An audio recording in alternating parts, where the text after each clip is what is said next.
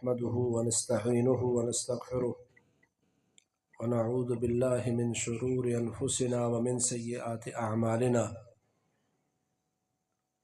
من يهده الله فلا مضل له ومن يضلل فلا هادي له وأشهد أن لا إله إلا الله وحده لا شريك له وأشهد أن محمدًا عبده ورسوله صلى الله عليه وسلم. أما بعد فأعوذ بالله من الشيطان الرجيم.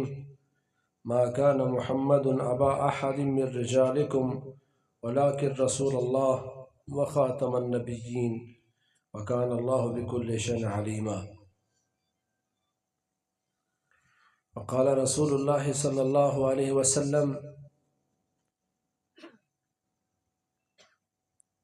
سيكون في أمتي 30 كذابون كلهم يزعم أنه نبي ولا نبي بعدي.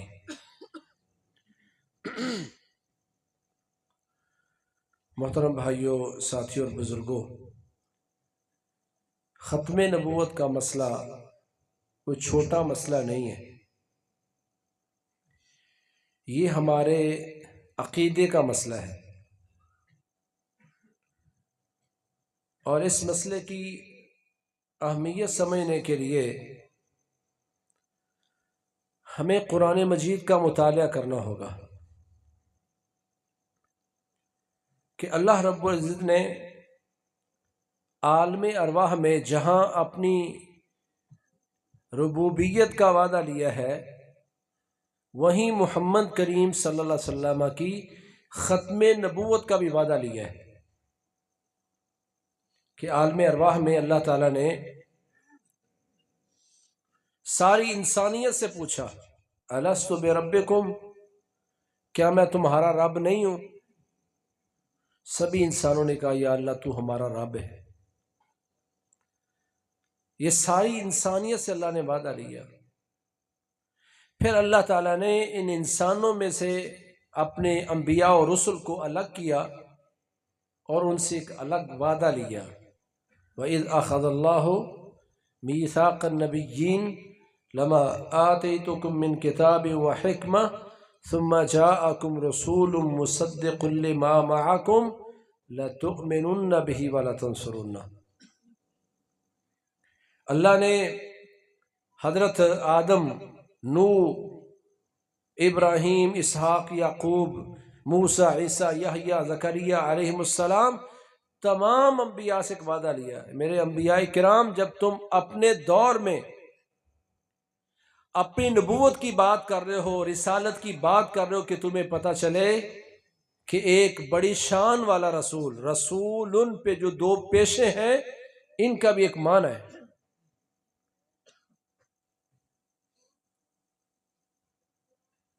یہ 2 پیشے تنوین تفخیم ہے، بہت بڑی شان والا میرا آخری نبی محمد کریم صلی اللہ علیہ وسلم آ جائے.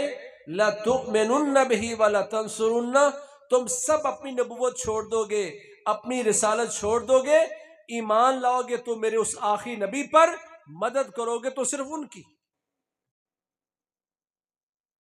اسی لیے اللہ تعالیٰ نے بیت المقدس میں معراج کے موقع پر اپنے نبی کے پیچھے تمام انبیاء کو کھڑا کر کے ساری دنیا کو پیغام دے دیا: جہاں محمد کریم صلی اللہ علیہ وسلم ہوں وہاں کسی کی نبوت نہیں چلے گی. اللہ نے تمام انبیاء سے وعدہ لیا، اور انبیاء کا وعدہ ان کی امتوں کا وعدہ ہوتا ہے.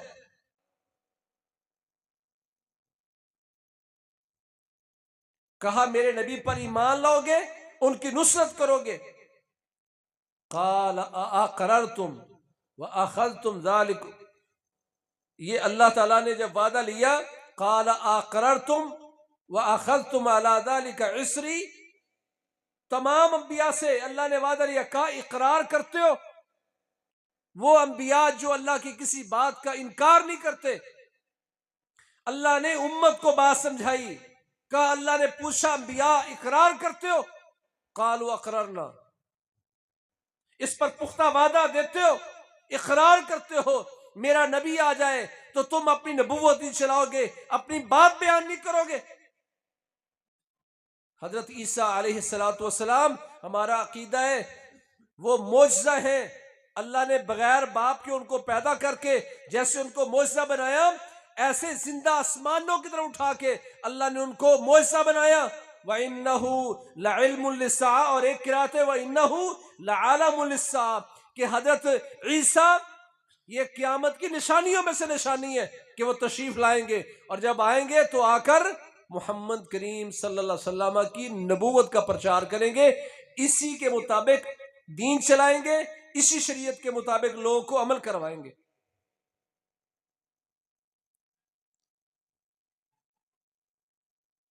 ان الرسالۃ والنبوۃ قد انقطعت فلا رسول ولا نبی بعدی، کہا لوگوں سن لو، رسالت بھی ختم ہو گئی، نبوت بھی ختم ہو گئی، میرے بعد کوئی رسول نہیں آئے گا، میرے بعد کوئی نبی نہیں ہوگا۔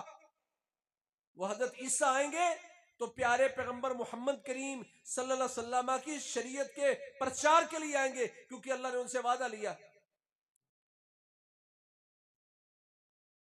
وعدہ کرتے ہو انبیاء کا؟ یا اللہ وعدہ کرتے ہیں، پختہ وعدہ دیتے ہو اس پر؟ یا اللہ پختہ وعدہ ہے۔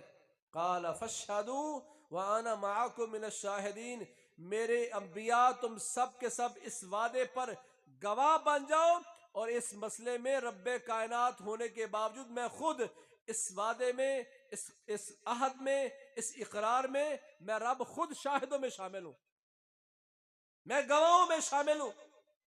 وَمَن تَوَلَّى بَعْدَ ذَلِكَ فَأُولَٰئِكَ هُمُ الْفَاسِقُونَ، کہا جو اس وعدے سے مکر گیا وہ نبی نہیں رہے گا، اس کو گناہ گاروں اور فاسقوں کی لسٹ میں کھڑا کر دوں گا۔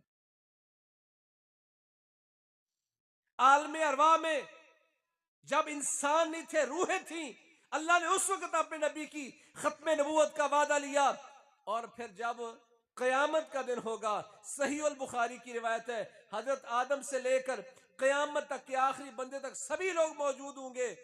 وہ پہلے گئے حضرت آدم کے پاس، پھر حضرت ابراہیم، حضرت نوح، ابراہیم، موسیٰ، عیسیٰ، پھر پیارے پیغمبر کے پاس آئیں گے تو کیا کہیں گے؟ سفارش کے لیے، مقام محمود کے لیے کیا کہیں گے؟ یا محمد صلی اللہ علیہ وسلم انکا رسول اللہ وخاتم الانبیاء۔ صحیح البخاری کی روایت ہے، تمام امتیں بالاتفاق کہیں گی اے اللہ کے پیارے پیغمبر، آپ اللہ کے رسول ہیں، وخاتم الانبیاء، اور آپ ختم نبوت لے کے آئے کہ آپ سارے نبیوں انبیاء کو، ان کی نبوتوں کو، ان کی رسالتوں کو ختم کرنے والے تھے، آپ کے بعد کوئی نبی نہیں۔ قیامت کے دن بھی فیصلہ ہمارے حق میں ہوگا، اور یہ سارے پلید لعنتی جن کو اللہ نے کذاب دجال قرار دیا اپنے نبی کی زبان پر، فرمایا میرے بعد، میری امت میں، میرے بعد نہیں، سیکون فی امتی، میری امت میں ہوں گے ثلاثون کذابون، اور ایک روایت میں دجالون کے الفاظ بھی ہیں، میری امت میں 30 بڑے بڑے کذاب، جھوٹے دجال ہوں گے، کلہم یزعم انہ نبی ولا نبی بعدی، یہ سارے کے سارے ملعون دجال کذاب جھوٹے یہ دعویٰ کریں گے کہ وہ اللہ کے نبی ہیں اور میرے بعد کوئی نبی نہیں ہے۔ یہ اللہ کے نبی بتا کے گئے کہ کوئی بندہ دعویٰ کرے کہ میں امتی نبی ہوں، میں پیارے پیغمبر کے بعد نبی ہوں، تو جان لیجئے کہ یہ وہ کذاب ہے، وہ دجال ہے جس کے بارے میں اللہ کے نبی نشاندہی کر کے گئے تھے۔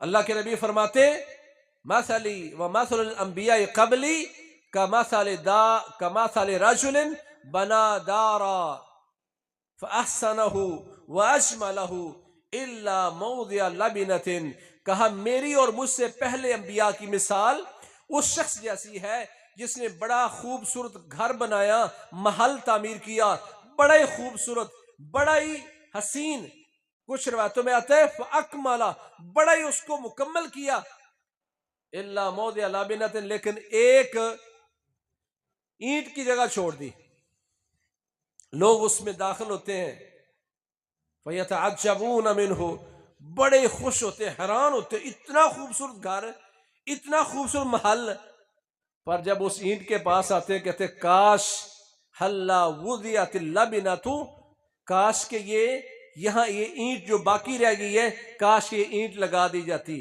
کاش کہ یہاں اینٹ رکھ دی جاتی۔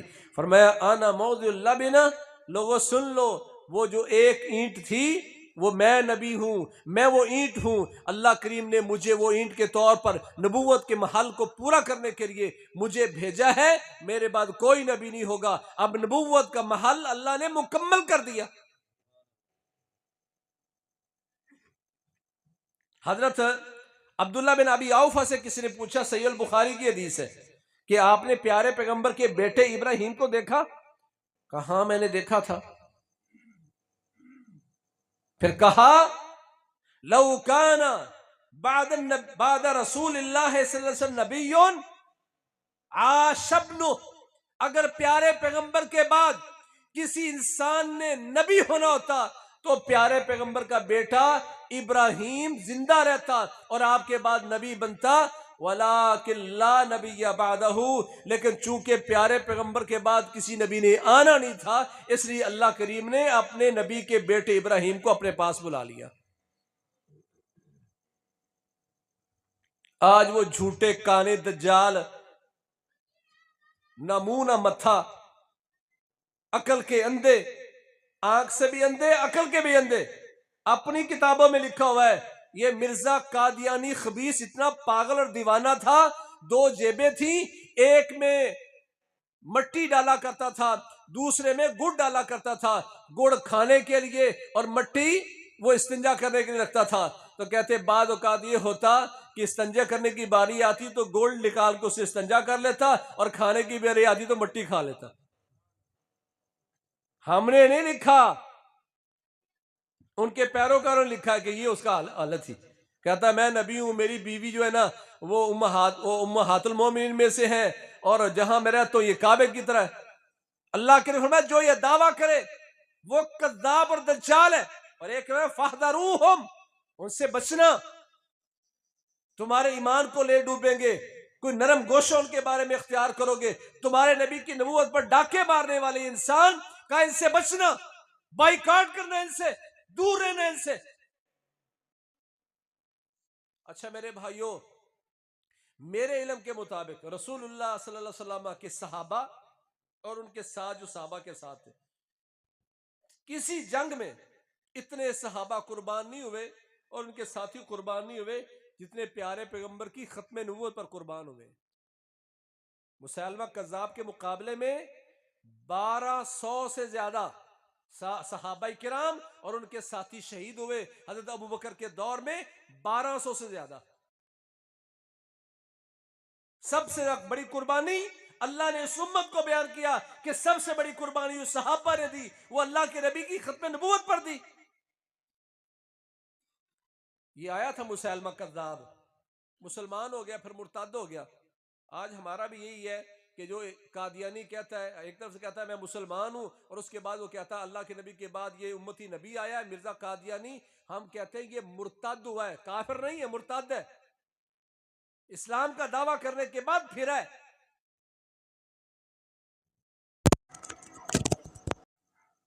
میں سمجھتا ہوں وہ جیسا بھی تھا بھٹو، اگر اس نے پیارے پیغمبر کی ناموس کے لیے، حرمت کے لیے ان پلید قادیانیوں کو کافر قرار دیا ہے، اگر انشاءاللہ اس میں شرک موجود نہیں ہے تو اس کی بخشش کے لیے انشاءاللہ یہ عمل بڑا کافی ہے۔ لوگ قربانیاں دیتے تھے۔ رسول اللہ صلی اللہ علیہ وسلم کے دور میں جب یہ مسلمان ہو کے واپس گیا، مرتد ہو گیا، نبوت کا دعویٰ کر دیا، تو آپ نے ایک صحابی حبیب بن زید الانصاری رضی اللہ عنہ کو تیار کیا کہ میرا لیٹر لے جا اور مسیلمہ کذاب کو پیش کر۔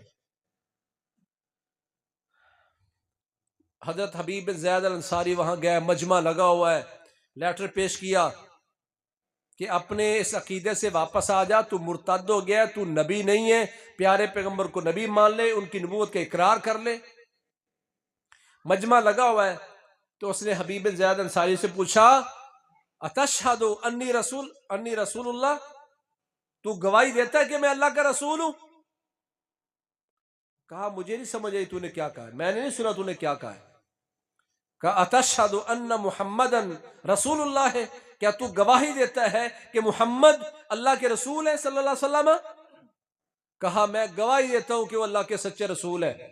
پھر سوال کیا اتشہد انی رسول اللہ، تو گواہی دیتا ہے کہ میں اللہ کا رسول ہوں؟ کہا تو نے کیا کہا؟ میں نے نہیں سنا۔ کہا اچھا بڑا سیانہ تو، جب محمد کریم صلی اللہ علیہ وسلم کی باری آتی ہے تو تمہیں سنائی دیتا ہے، جب میری باری آتی ہے تمہیں سنائی نہیں دیتا؟ اپنے جلاد کو بلایا، کہا اس کا ہاتھ سیدھا کر، اگر یہ اقرار نہیں کرتا تو اس کی انگلیاں کاٹ۔ پھر پوچھا کیا گواہی دیتا ہے کہ میں اللہ کا رسول ہوں؟ کہا میں نہیں سنتا جو تو کہہ رہا ہے۔ ایک ہاتھ کی انگلیاں کٹیں، پھر دوسرے ہاتھ کی انگلیاں کٹیں، پھر ہاتھ کاٹے گئے، پھر بازو کاٹے گئے، پھر پاؤں کاٹے گئے۔ روایات اگر جمع کریں تو 65 ٹکڑے حضرت حبیب بن زید انصاری کے کیے گئے رضی اللہ تعالیٰ عنہ، اور انہوں نے آخری ٹکڑے تک پیارے پیغمبر کی نبوت کا اقرار کیا، اور اس ظالم کو وہاں کذاب کو یہی کہا کہ تو جو کہہ رہا ہے کہ میں تجھے مان لوں اللہ کا رسول ہے، تو میں ایسا کوئی بات نہیں سن سکتا، پیارے پیغمبر اللہ کے سچے نبی ہیں، جو تو نے کہا میں نہیں سنا۔ 65 ٹکڑے کر دیے گئے، آخری خون کے قطرے تک پیارے پیغمبر کی نبوت کی شہادت دی، اور اس کذاب اور دجال کی نفی کی۔ شہید تو ہو گئے، ماں کو پتا چلا تیرے حبیب بن زید انصاری کے 65 ٹکڑے کر دیے گئے۔ اللہ کی قسم اس ماں نے کیا جواب دیا؟ کہتی انی ولدتہ لمثل هذا المواقف واحتسب اجرہ علی اللہ، میں نے اپنے اس بیٹے کو جنم ہی اس دن کے لیے دیا تھا کہ میرا بیٹا پیارے پیغمبر کی ناموس، آپ کی حرمت اور آپ کی ختم نبوت کے لیے جان قربان کر دیتا۔ میں نے تو جنم اس کو اس لیے دیا، وَأَحْتَسِبُ أَجْرَهُ عَلَى اللَّهِ، اور اس کا سارا اجر میں اپنے رب سے لوں گی۔ 65 ٹکڑے اس کے کر دیے گئے، مجھے اس بات کا احساس ہے کتنا انہوں نے درد محسوس کیا ہوگا، پر میں نے سارا اجر اپنے رب سے لینا ہے، اور میں نے اپنے بچے کو پیدا ہی اس لیے کیا تھا۔ قربانیاں پیش کرنے والے، اور میرے بھائیوں یہ کم ہمتی ہماری ہے، وگرنہ اگر ختم نبوت کے عقیدے کے لیے ہم ایمان مضبوط کریں تو اللہ کریم کامیابیاں دیتا ہے، اور وہ چیزیں دکھاتا ہے جس کو عقل مانتی نہیں ہے۔ صحیح سند سے یہ واقعہ موجود ہے، ابو مسلم الخولانی کا، یمن کا رہنے والا ہے، اور خبیث ابو الاسود انسی نے دعویٰ کر دیا کہ میں اللہ کا نبی ہوں،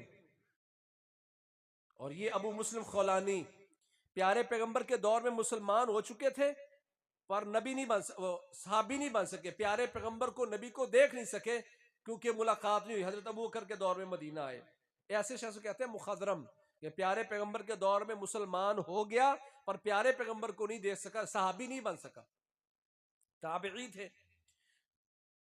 کہتے ہیں وہ اپنے عابد العصر تھے، اس زمانے کے عبادت گزار معروف انسان۔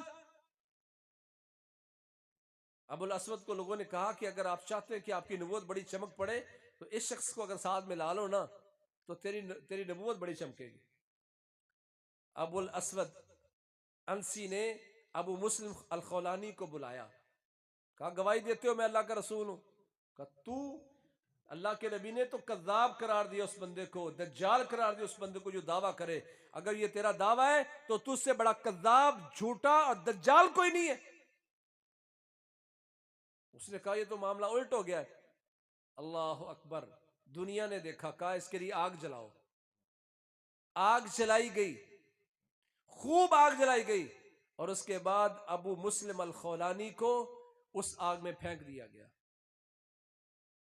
کیا بات دیکھی اس کے پیروکاروں نے کہ ابو مسلم الخولانی رضی اللہ رحمہ اللہ، جو سید التابعین میں شمار کیے جاتے ہیں، جو تابعین میں اعلی مقام پاتے ہیں، لوگوں نے دیکھا کہ اس کو آگ چھو بھی نہیں رہی، کپڑے بھی جل نہیں رہے، آگ بجھ گئی ہے، ابو مسلم خولانی باہر ہے۔ تو کسی نے کہا اب بہتر یہ بندہ، اب اس کو تو مار نہیں پائے گا، اس سے بڑھ کر تو کیا کر سکتا ہے، اس کو یہاں سے جلا وطن کر دے تاکہ 4 دن تیری زندگی گزر جائے، کچھ لوگ تیرے پیروکار بن جائیں، اس کو نکال دو۔ ان کو نکال دیا گیا، مدینہ منورہ تشریف لائے، حضرت عمر سے ملاقات ہوئی رضی اللہ تعالی، حضرت ابوبکر کے دور میں، تعارف ہوا کون ہو؟ یمن سے. اچھا یمن سے. ابو مسلم خولانی کو جانتے ہو؟ تو جب خاموش ہو گیا تو انہیں اندازہ ہوا کہ یہی ابو مسلم خولانی میرے سامنے کھڑا ہے. حضرت عمر رضی اللہ تعالیٰ نے ابو مسلم خولانی کو سینے سے لگایا اور زاروں قطار روئے جا رہے ہیں اور اس کے بعد اس کو بازو سے پکڑا اور حضرت ابو بکر کے سامنے لا کے بٹھا دیا. حضرت ابو بکر نے فرمایا یا حضرت عمر نے فرمایا؟ کیا فرمایا؟ الحمدللہ الذی لم یمتنی حتی ارانی الذی سونیا به فی امت محمد صلی اللہ علیہ وسلم کما سونیا بے ابراہیم علیہ السلام. تو کہتے ہیں تمام تعریفیں اس اللہ کے لیے ہیں جس نے مجھے اس وقت تک موت نہیں دی جب تک اس نے امت محمد میں وہ بندہ نہیں دکھایا کہ جس بندے کے ساتھ وہ کیا گیا جو حضرت ابراہیم خلیل اللہ کے ساتھ کیا گیا تھا. انہیں بھی آگ میں گرایا گیا تھا، اللہ نے بچا لیا. تو میرے پیارے پیغمبر کی امت میں وہ شخص جس کے ساتھ وہ کیا گیا جو حضرت ابراہیم کے ساتھ کیا گیا، مجھے اللہ کا شکریہ ادا کرتا ہوں کہ اللہ نے مجھے مرنے سے پہلے اس شخص سے ملاقات کروا دی جس کو اللہ نے فضیلت بخشی ہے. فضیلت کیوں بخشی؟ ختم نبوت کے عقیدے کو مضبوط کرنے کے لیے.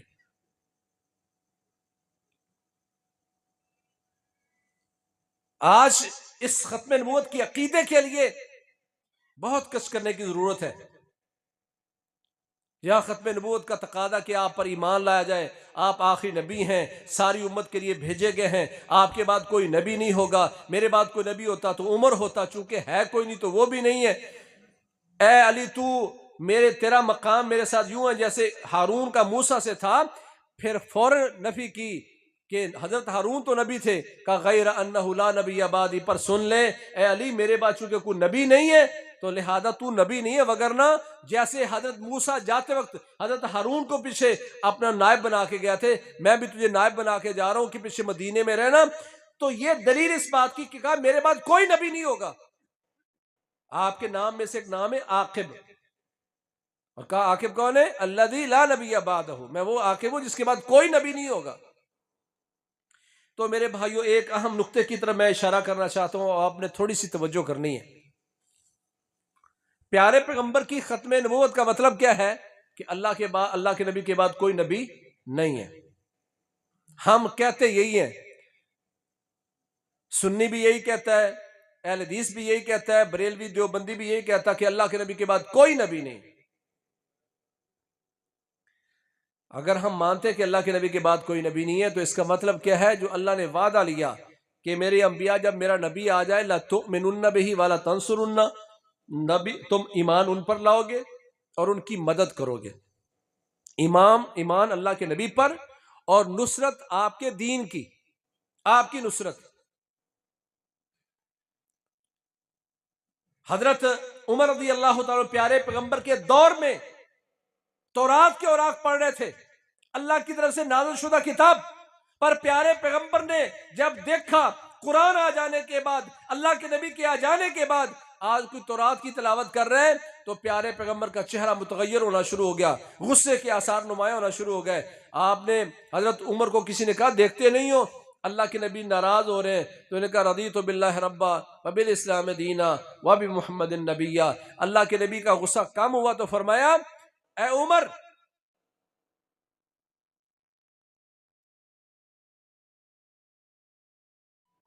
لو کان موسیٰ حیا لاتبعتموہ وترکتمونی لضللتم عن سواء السبیل. اگر آج موسیٰ زندہ ہوتے علیہ الصلوۃ والسلام، مجھے چھوڑ کر اگر تم ان کی بات مانو، مجھے چھوڑ کر اگر ان کی تم پیروی کرو گے تو تم سیدھے راستے سے گمراہ ہو جاؤ گے. پیارے پیغمبر فرماتے ہیں میری بات کو چھوڑ کر موسیٰ علیہ السلام کی بات کو مانو گے تو گمراہ ہو جاؤ گے. یا سوال یہ ہے کہ اللہ کے نبی کے آ جانے کے بعد اگر سچے نبی موسیٰ علیہ السلام کی پیروی کرنا، اللہ کے نبی کی بات کو چھوڑ کر اگر موسیٰ کی بات مانی جائے علیہ السلام، اگر یہ گمراہی ہے تو پیارے پیغمبر کی بات آ جانے کے بعد کسی مولوی کی بات کو مقدم کرنا، کسی مفتی کے فتوے کو مقدم کرنا یا کسی امام کے قول کو مقدم کرنا، یہ گمراہی کیوں نہیں ہے؟ ختم نبوت کا تقاضا یہ ہے کہ پیارے پیغمبر کے آ جانے کے بعد کسی نبی کی بات نہیں چلے گی۔ تو اللہ کے نبی کی ختم نبوت کا تقاضا یہ ہے کہ جہاں پیارے پیغمبر کی بات آ جائے وہاں کسی امام کا فتویٰ بھی نہیں چلے گا، امام کا قول بھی نہیں چلے گا۔ اور اگر ہم نے پیارے پیغمبر کی بات آ جانے کے بعد پھر بھی کسی امام کا قول مقدم کر دیا، پیش کر دیا، تو یقین مان لیں اللہ کے نبی نے اس کو گمراہی قرار دیا ہے۔ سنن ابن ماجہ کی روایت ہے، سند بھی صحیح ہے۔ پیارے پیغمبر صلی اللہ علیہ وسلم نے ایک دن سیدھی لائن لگائی، وَخَطَّ خَطَّيْنِ يَمِينِ وَخَطَّيْنِ عَنْ شِمَالِ، دو لائنیں دائیں طرف لگائیں اور دو لائنیں بائیں طرف لگائیں۔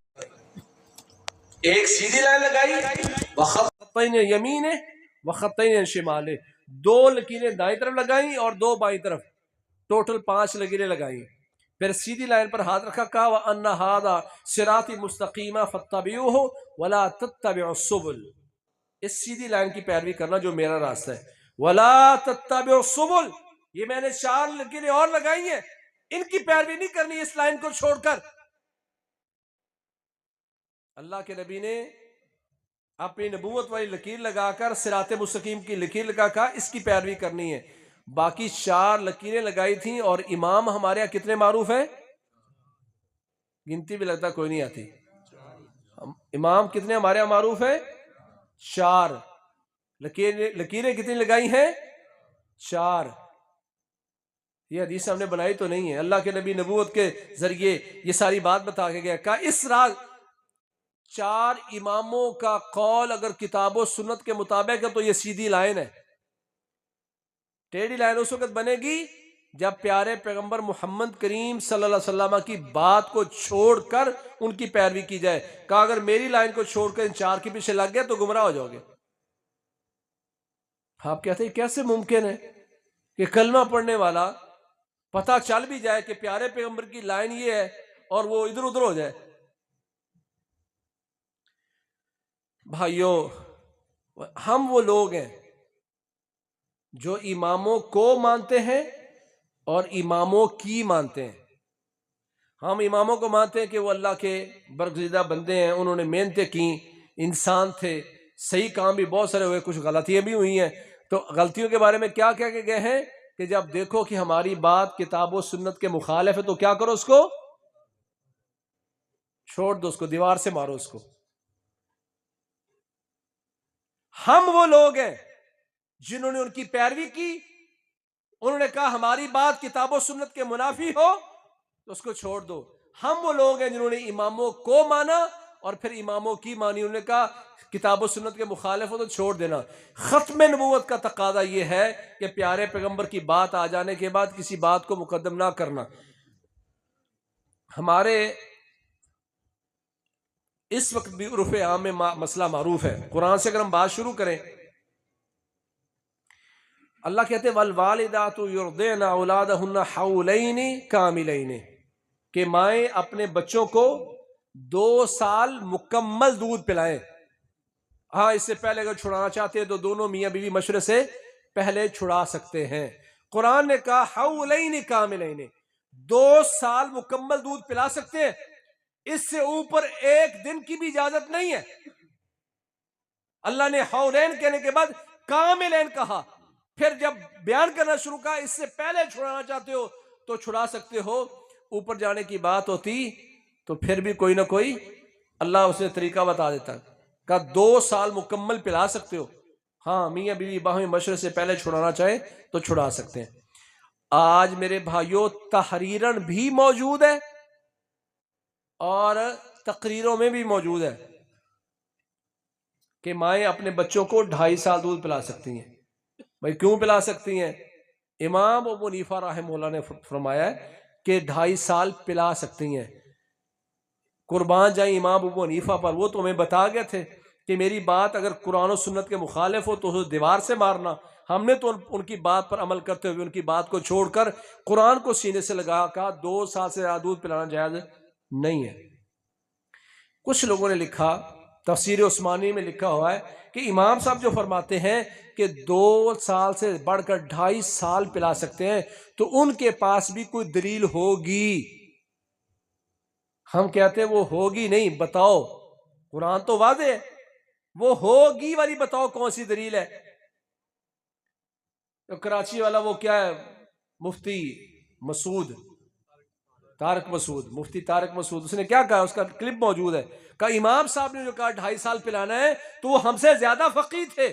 ہم کہتے ہیں آپ سے زیادہ فقیہ ہیں، ہم سے زیادہ فقیہ ہیں، پر دلیل کے ساتھ بیان کرنا ہوگا کہ ان کے پاس دلیل کیا تھی، مگر قرآن کی دلیل تو واضح ہے. آج فتویٰ لے لے جا کے کسی سے، وہ فتویٰ 2.5 سال کا دے گا.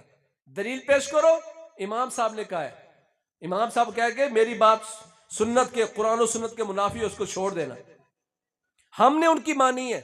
ختم نبوت کا تقاضا بھی یہ ہے کہ پیارے پیغمبر کی بات آ گئی تو آپ آخری نبی ہیں، آپ کی بات مانی جائے گی، اور آپ کی بات کے بعد بھی اگر کسی کی بات مانی گئی، یقین مانے، پھر وہ اس نے نبی، اللہ کے نبی کو نہیں مانا، اس بندے کو نبی مانا جس کے پیارے پیغمبر کے فرمان کے بعد اس کی بات کو لیا ہے. اب کہتے ہیں کیسے ممکن ہے؟ چلو ایک مثال دے دی. تقریر ترمذی، آج ہمارے جو درسی نسخے ہیں ان کے شروع میں شیخ الہند نے کچھ تقریرات لکھی ہیں، وضاحت کی ہے، کچھ شرح کیا حدیث. اس میں ایک مسئلہ ہے بیع الخیار کا، اور وہ کیا ہے کہ میں آپ سے کوئی چیز، میں یہ جگ آپ کو بیچتا ہوں اور میں آپ سے پیسے لے لیتا ہوں. اسلام کہتا ہے البیعان بالخیار ما لم یتفرقا، جب تک ہم اس مجلس میں موجود ہیں آپ کو حق ہے کہ آپ یہ جگ واپس کر دیں اور مجھ سے پیسے لے لیں. مجھے بھی حق ہے کہ میں آپ سے جگ واپس لے لوں اور پیسے آپ کو دے دوں جب تک مجلس میں ہم موجود ہیں. اس مسئلے میں پھر کیا لکھتے ہیں؟ کہتے ہیں فالحاصل ان مسألة الخيار من مهمات المسائل قال فيه ابو حنیفہ كثيرا من المتقدمین والمتاخرین. کہتے ہیں یہ خیار کا مسئلہ بڑا اہم مسئلہ ہے، امام ابو حنیفہ پہلے اور بعد والے لوگوں کی مخالفت کی ہے. شاہ ولی اللہ نے اس کے رد میں ایک رسالہ لکھا، کرتے کرتے کرتے آخر میں کیا کہتے ہیں؟ الحق والانصاف ان الترجیح للشافعی ولكن نحن مقلدون یجب علینا تقلید امامنا ابی حنیفہ. کہتے ہیں حق اور انصاف یہ ہے کہ سنت کے مطابق امام شافعی کی بات ہے، وہ کہتے ہیں کہ بندہ مجلس سے اٹھ کے گیا تو اختیار ختم ہوگا، جب تک مجلس میں بیٹھے اختیار ختم نہیں ہوا. امام ابو حنیفہ فرماتے نہیں نہیں نہیں، مجلس میں بیٹھے بھی ہیں، موضوع چینج ہو گیا تو اختیار ختم ہو گیا. پھر لکھتے ہیں کہ بات تو امام شافعی کی سنت کے مطابق ہے، پر ہم مقلد ہیں، ہم پر امام ابو حنیفہ کی تقلید واجب ہے، جو امام صاحب نے فرمایا ہم تو وہ مانیں گے. ایک پتہ ہے کہ بندے کو مسئلے کا پتہ نہیں چلا، مسئلے کا پتہ بھی چل گیا. کہتے حق اور انصاف یہ ہے جو امام شافعی نے فرمایا، پر ہم چونکہ امام ابو حنیفہ کے پیروکار ہیں، ہم ان کے مقلد ہیں، ہم وہ بات کریں گے جو انہوں نے کہی. میں کہتا ہوں پر یہاں بتاؤ ختم نبوت کا عقیدہ کہاں گیا؟ ختم نبوت کا عقیدہ تو یہ تھا لَتُؤْمِنُنَّ بِهِ وَلَا تَنْصُرُنَّ، ایمان لاؤ گے اللہ کے نبی پر، نصرت کرو گے آپ کی حدیث کی. ایک اور مسئلہ ہے، اور وہ کیا ہے جو صحیح بخاری میں آتا ہے، فرماتے ہیں ایک بندے نے سورج چڑھنے سے پہلے ایک رکعت پڑھ لی فجر کی. آپ لیٹ اٹھے، وضو کیا، دیکھا کہ جی 6:35 پہ سورج طلوع ہو رہا ہے، اور آپ نے 6:34 پر ایک رکعت ادا کر لی. صحیح بخاری میں ہے فَلْيُتِمَّ صَلَاتَهُ، بندہ اپنی نماز مکمل کر لے، اس کی نماز ہو گئی. یہ صحیح بخاری وغیرہ کی بات ہے اور مختلف کتابوں میں آتا ہے، کئی حدیثیں. امام ابو حنیفہ فرماتے ہیں نا نا نا نا، اگر اس نے ایک رکعت پڑھی سورج طلوع ہونے سے پہلے اور ایک طلوع ہوتے وقت، اس کی نماز باطل ہے.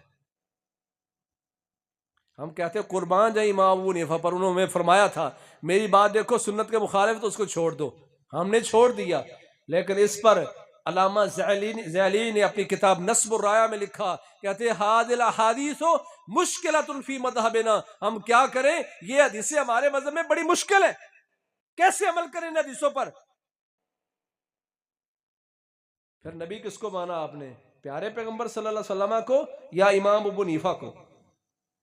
اگر اللہ ختم نبوت کا تقاضا یہ ہے، یہ حدیث آ گئی، صحیح بخاری کی آ گئی، تمہیں پتہ بھی چل گیا حدیثیں بھی صحیح ہے، پھر رکاوٹ کیا ہے، مشکل کیا ہے؟ یہی مسئلہ ارشاد القاری میں نام لیے بغیر کرتا ہوں، ارشاد القاری میں لکھا ہوا ہے اردو میں، کہتے ہیں کیا کریں، یہ مسئلہ ابھی بھی تشنگی تحقیق ہے، لیکن مقلد کے لیے قول امام حجت ہے نہ کہ ادلہ اربعہ. کہتے ہیں مقلد کے لیے اپنے امام کی بات کو ماننا دلیل ہے کہ ادلہ اربعہ چار دلیلوں کو، ادلہ اربعہ، ادلہ دلیل کی جمع اور اربعہ کا معنی چار، یعنی قرآن، حدیث، اجماع اور قیاس، یہ ہمارے ہاں دلیل نہیں ہے. ہمارے ہاں دلیل وہ جو ہمارے امام نے کہہ دیا، لکھا ہوا موجود ہے ارشاد القاری میں، اسی حدیث کی شرح میں لکھا ہوا ہے. ختم نبوت کا تقاضا یہ ہے کہ یہاں پیارے پیغمبر کا فرمان آ گیا تھا، اس کو سینے سے لگا کر کہا جاتا. ایک رکعت سورج چڑھنے سے پہلے آپ نے پڑھ لی، دوسری اس وقت پڑھی جب سورج طلوع ہو رہا تھا، نماز ہو گئی ہے، فَلْيُتِمَّ صَلَاتَهُ، نماز مکمل کرے، یہ اللہ کے نبی کا فرمان ہے.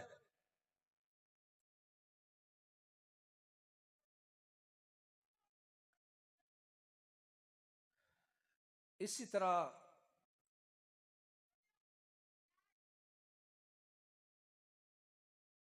ایک مسئلہ جو بڑا بیان کیا جاتا ہے کہ اگر کوئی رسول اللہ صلی اللہ علیہ وسلم کو نعوذ باللہ کوئی کافر مسلمانوں کے علاقے میں رہتا ہوا، کوئی عیسائی، کوئی یہودی، کوئی مسلمانوں کے علاقے میں رہتا ذمی، اگر وہ پیارے پیغمبر کو نعوذ باللہ گالی دے دے یا قرآن کو گالی دے دے تو اس کے ساتھ کیا کیا جائے گا؟ البحر الرائق کتاب الجزیہ میں یہ عبارت موجود ہے. خود ہمارے بزرگوں میں احناف میں اختلاف ہے، کچھ کہتے ہیں اس نے چونکہ گستاخی کی اس کو قتل کیا جائے، اور یہی حق ہے، ختم نبوت کا تقاضا بھی یہی ہے. کچھ نے کہا نہیں اس کو قتل نہیں کیا جائے گا. اب وہ خلاصہ نکالتے ہیں صاحب البحر الرائق، کیا کہتے ہیں؟ نعم ونفس المؤمن تمیل الى قول المخالف فی مسئلۃ السب ولکن اتباعنا للمذہب واجب. کہتے ہیں ہاں، گالی دینے کے مسئلے میں مومن کا دل تو مخالف کی طرف جا رہا ہے، مومن کا دل تو مخالف کی طرف جا رہا ہے. مخالف کون ہے؟ جو کہتا ہے قتل کیا جائے گا. کہتے ہیں مومن کا دل تو اس طرف جاتا ہے، وَلَٰكِنِ اتِّبَاعُنَا لِلْمَذْهَبِ واجب، لیکن ہم پر اپنے مذہب کی اتباع واجب ہے، جو ہمارے مذہب نے کہا ہم نے وہ کرنا ہے. مجھے میرے بھائیوں، یہ بڑے دعوے کرتے ہیں ختم نبوت کے پروگرام کروانے میں، خاتم الانبیاء کا دعویٰ کرنے میں، پر یہاں پتہ چلے گا کس نے نبی کو آخری نبی مانا ہے. ہم اللہ کی توفیق سے دعویٰ کرتے ہیں، ہم نے پیارے پیغمبر کی لا ترفعوا اصواتکم فوق صوت النبی، پیارے پیغمبر کی آواز پر آواز بلند نہ کرنا. پیارے پیغمبر کی آواز حدیث کی شکل میں ہم تک پہنچی ہے، کہا جہاں میری حدیث آ جائے وہاں کسی بندے کی بات کو اوپر نہ کرنا، کسی امام کے قول کو بلند نہ کرنا، کسی مفتی کے فتوے کو پیش نہ کرنا، کسی بندے کی رائے کو پیش نہ کرنا. ختم نبوت کا تقاضا یہاں پیارے پیغمبر کی بات آ جائے وہاں سمعنا واطعنا کہا جائے. حضرت عبداللہ بن عباس رضی اللہ تعالیٰ فرمایا کرتے تھے اخشا ان تنزل علیکم حجارۃ من السماء اقول لکم قال رسول اللہ صلی اللہ علیہ وسلم وتقولون لی قال ابو بکر و عمر. کہ ساتھیوں مجھے ڈر ہے تم پر کہیں آسمان سے تم پر پتھروں کی بارش نہ برسا دی جائے. میں تمہیں کہتا ہوں اللہ کے نبی نے یوں فرمایا اور تم آگے سے مجھے پیش کرتے ہو کہ ابو بکر و عمر نے یوں کہا. پیارے پیغمبر کے مقابلے میں ابو بکر و عمر کا قول پیش کرتے ہو، مجھے ڈر ہے کہ آسمان سے پتھروں کی بارش نہ آ جائے. اور آج ہم ڈرتے ہی نہیں ہیں اللہ کے نبی کے فرمان کے مقابلے میں کسی امام کا قول پیش کیا جاتا ہے. ختم نبوت کے تقاضوں کے منافی یہ چیز ہے.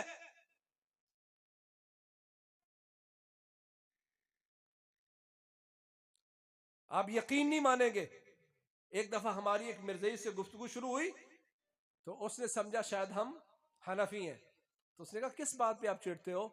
جیسے تم نے امام ابو حنیفہ کو ان کی بات کی پیروکاری کرتے ہو، تم ان کی بات مانتے ہو، ایسے ہم مرزا کی بات مانتے ہیں. تم نے فلاں فلاں فلاں موقع پر اللہ کے نبی کی بات کو چھوڑ کر تم نے امام ابو حنیفہ کی بات کو مقدم کیا، ایسے کبھی ہم بھی کر دیتے ہیں. پھر اس کو ہم نے بتایا کہ کوئی ایک بات پیش کرو جو اللہ کے نبی کے قول کے مخالف، 1 منٹ میں رد کریں گے چاہے وہ جس کی بھی ہو، اور یہی ہمارے امام ہمیں حکم دے کے گئے. تو بھائیو، اللہ کے نبی کی ختم نبوت کے تقاضوں میں تقاضا یہ ہے لا تؤمنون بہ ولا تنصرون، ایمان اللہ کے نبی پر لائیں اور مدد بھی اللہ کے نبی کی کریں گے، کسی امام، کسی مفتی اور کسی بندے کی رائے مدد نہیں کریں گے، یہاں اللہ کے نبی کے ساتھ کھڑے ہوں گے۔ یہی ختم نبوت کا تقاضا ہے۔ اللہ کریم ہمیں کتاب و سنت کے مطابق زندگی بسر کرنے کی توفیق دے، اور ختم نبوت کے تقاضوں کو خود اللہ عمل کرنے کی توفیق دے، اور امت کو اس پر عمل کرنے کے لیے کھڑا کرنے کی توفیق دے۔ فاقول قولی ھذا واستغفر لی ولکم سبحانک اللہم وبحمدک اشہد ان لا الہ الا انت۔